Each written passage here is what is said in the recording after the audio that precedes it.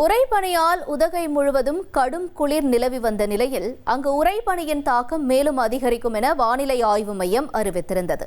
இந்த அறிவுக்கு பின் உதகையில் நிலவும் சூழல் என்ன என்பது குறித்து எமது செய்தியாளர் வில்லியம்ஸ் வழங்கும் தகவல்களை கேட்கலாம். நீலகிரி மாவட்டத்தில் நவம்பர், டிசம்பர், ஜனவரி ஆகிய 3 மாத காலங்கள் குளிர்காலமாகும்.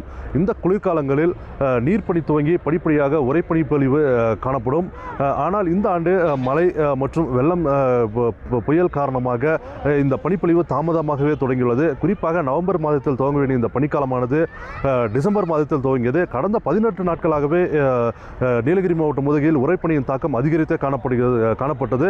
குறிப்பாக நகரப்பகுதிகளான தாவரியல் பூங்கா, குதிரைப்பந்து மைதானம், மத்திய பேருந்து நிலையம் பகுதிகளிலும் அதே போல சமவெளி பகுதிகளான இந்த தலைக்குந்தா, அவலாஞ்சி, முக்குருத்தி உள்ளிட்ட பகுதிகளிலும் இந்த பனிப்பொழிவின் தாக்கம் அதிகமாகவே காணப்பட்டது.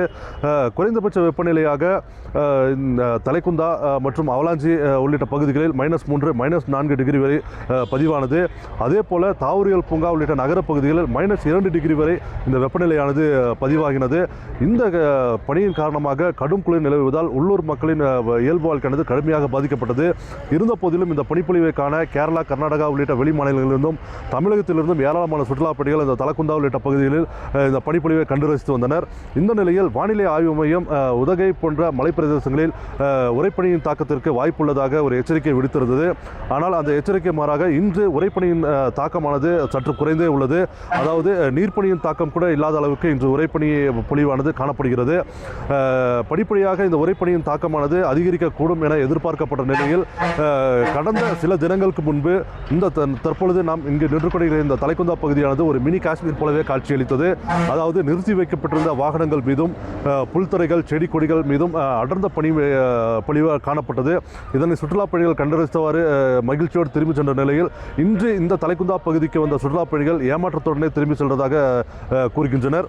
அதாவது தங்கள் பல நெடுந்தூரத்திலிருந்து வந்ததாகவும் இங்கு பனிப்பொழிவு இல்லாத போதிலும் இங்கு பனி மூட்டம் அதிகமாக காணப்படுவதால் அதையாவது கண்டறிந்து செல்கிறோம் என்ற ஒரு ஏமாற்றத்தோடு திரும்பி செல்கின்றனர். அதே போல பனிப்பொழிவு தாக்கம் குறைந்த போதிலும் கடும் குளிர் நிலவுவதால் உள்ளூர் மக்களின் இயல்பு வாழ்க்கையானது கடுமையாக பாதிக்கப்பட்டுள்ளது.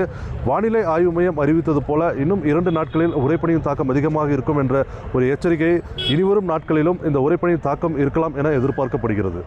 1,25,00,000 மனங்களை வென்ற தந்தி டிவி யூடியூப் சேனல். தவிர்க்க முடியாத தம்ப்நெயில்ஸ், கலக்கலான கான்டென்ட்ஸ். நீங்களும் இந்த குடும்பத்தில் இணைய இப்பவே சப்ஸ்கிரைப் பண்ணுங்க. அசுரபலம் கொண்ட எங்கள் டிஜிட்டல் கரங்களில் உங்கள் விளம்பரங்களை சேர்க்க வாட்ஸ்அப் பண்ணுங்க. 8939888378. Email advttanditv@dttv.in.